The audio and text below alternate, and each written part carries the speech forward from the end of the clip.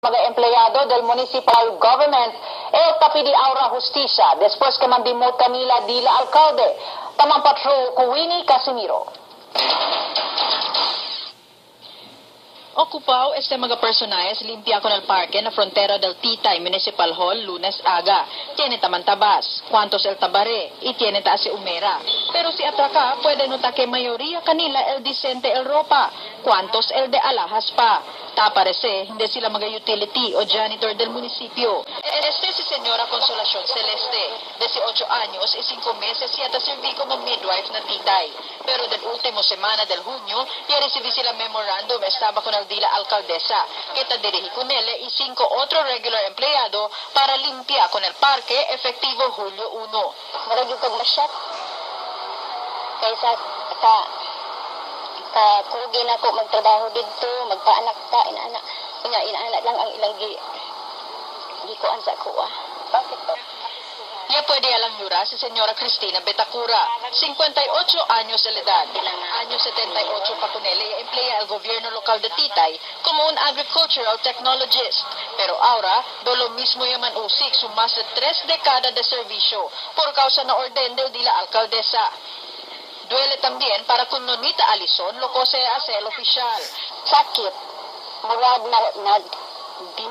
naubos ang moral.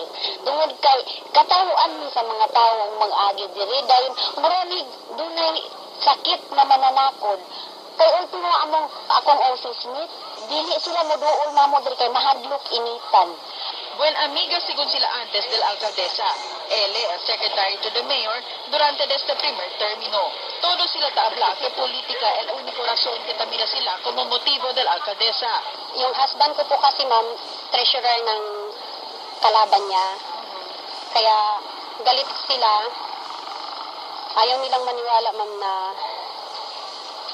hindi kami bumoto sa kanila.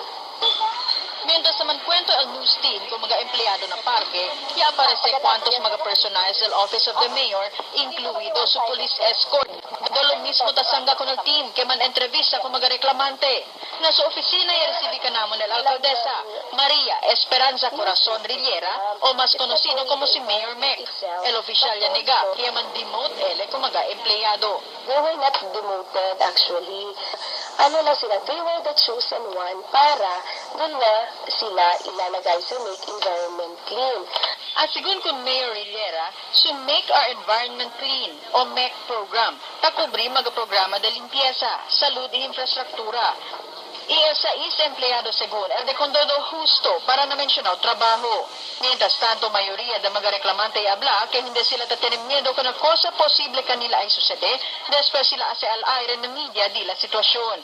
Necesita sila justisya por el según abuso que ta experiencia sila na mano del dila alcaldesa. Queenie Casimiro, Patrol del Pilipino na Titay Zambonga, Sibugay.